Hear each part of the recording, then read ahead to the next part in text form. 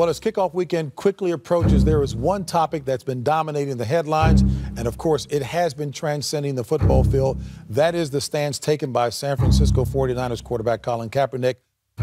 Colin Kaepernick's popularity shot into the stratosphere. At first, this came through his football fame, going from backup to leading the 49ers to the Super Bowl out of nowhere. Years later, he has led one of the most publicized movements in the history of sport. I'm sure you probably knew about both of these events in Kaepernick's career, but what you didn't know is that Colin Kaepernick was part of the greatest mid-major college football rivalry of all time.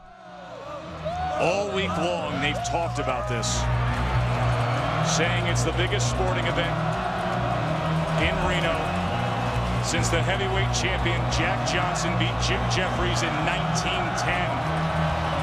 The biggest game in the history of Nevada football.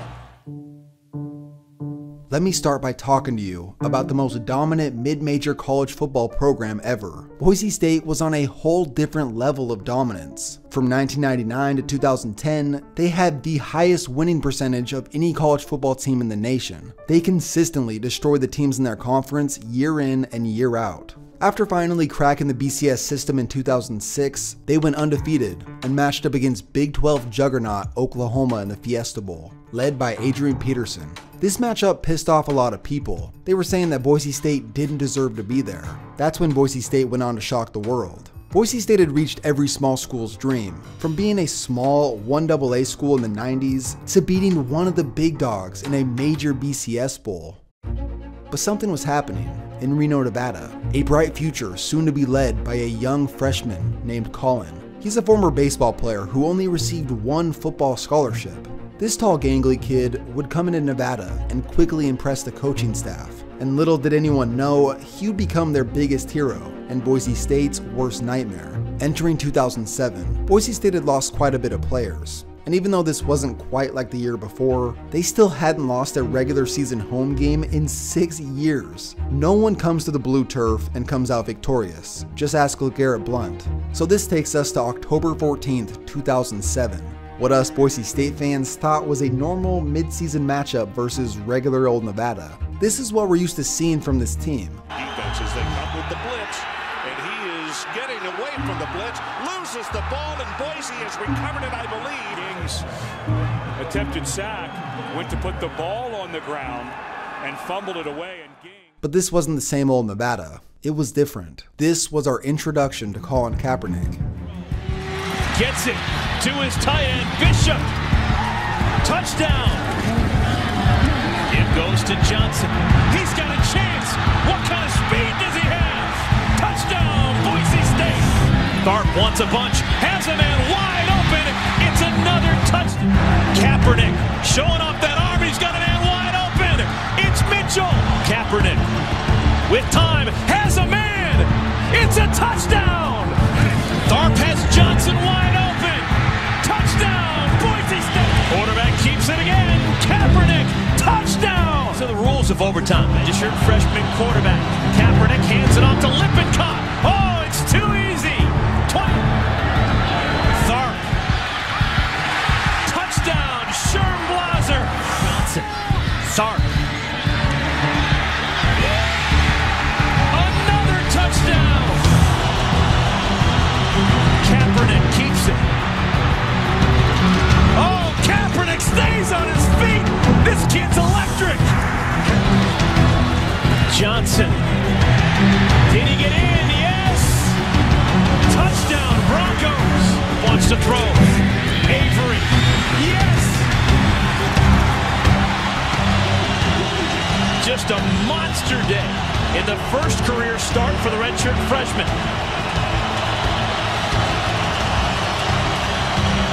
Kaepernick to Lippincott. Touchdown.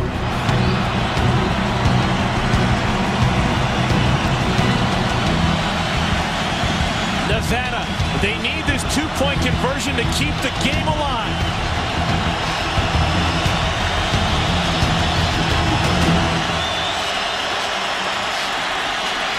Kaepernick.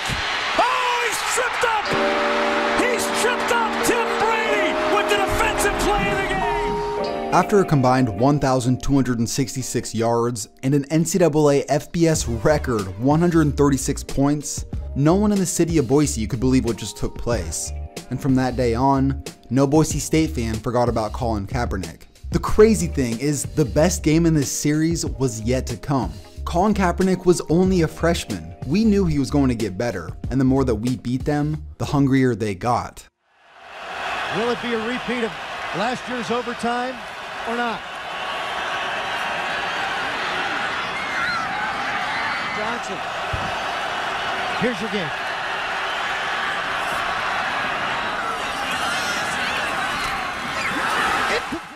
After escaping Nevada for the second time, Boise State would travel to Southern California weeks later to play TCU in the Poinsettia Bowl. Even though they lost that game, the team they had coming back was special. Kellen Moore had proven that he was great his freshman year. We had Doug Martin, Titus Young, multiple NFL prospects on the offensive line, and one of the best defenses in the nation. To start the 2009 season, Boise State crushed Oregon on opening day. No one was stopping this team. Not even Nevada could put up much of a fight, as the Broncos would go undefeated, winning their second Fiesta Bowl in 4 years. This team had NFL talent everywhere. Other than one guy, every single player returned. Rolling into the next season on a 14-game win streak, Boise State had their eyes on something that seemed impossible. Here's your storylines. A. Boise State is starting the season ranked number 3. After beating Tyrod Taylor and Virginia Tech, they started the season 10-0. Boise State's riding a 24-game win streak headed into Reno. In the BCS era of college football, for a team to be at the level that Boise State is, it's nearly impossible to go to the national championship. But they have a real chance if they can finish undefeated. And then we have B. Entering his 4th year as Nevada's quarterback, Colin Kaepernick is on his way to setting pretty much every Nevada record. After 3 years of losing to Boise State, everyone in Reno's pissed. Kaepernick even passed up playing in the MLB for one last shot at Boise State. They've got the perfect fit at quarterback for him with Colin Kaepernick. Yeah, you know those great plans that Boise State has? This guy could derail those plans.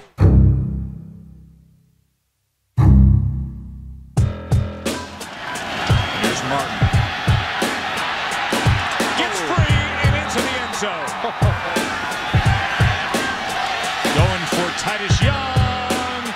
Touchdown, Boise. Martin now to the near side. Blockers in front. Doug Martin. Here he goes. Watch out. Doug Martin. Score it. 24-7 for the 4th-ranked team in the country.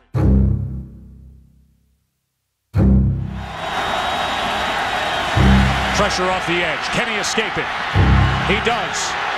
Gonna run for it. First down inside the 10. Kaepernick. Touchdown, Nevada. Matthews. And Rashard Matthews spinning free. Here he goes.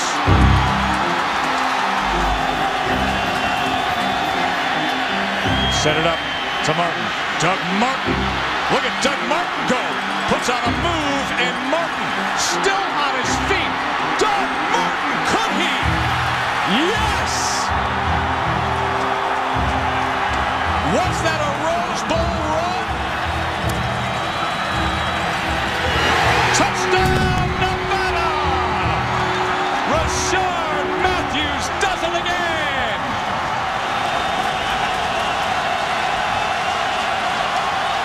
Moore steps up, airs it out, looking for Titus Young. Did he catch it? Diving catch with 1 second to go! Unbelievable! He Supermaned and Velcroed it! How in the world did he pull that off? To try to set up the game-winning field goal. And now Kyle Brunsman, a former walk-on, a 4th-year starter who has had a record-breaking career, will come on to try to win this game. He even saved an extra second. Hey, Chris Peterson. Yeah, I knew we have to put a second back on. Titus Young was fully extended, both feet off the ground. And Kellen Moore, what have they said about Kellen Moore all year long? The biggest improvement. Can't throw the deep ball. That's what they said last year. That's right.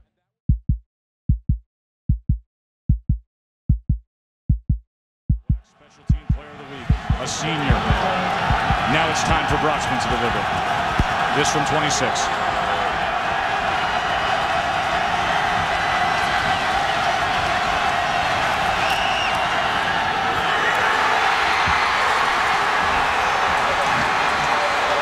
No good!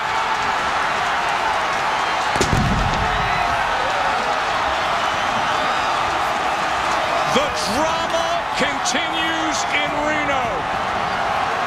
We are going to overtime.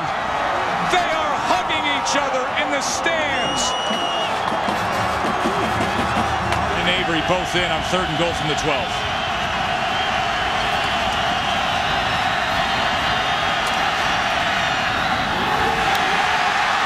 Incomplete.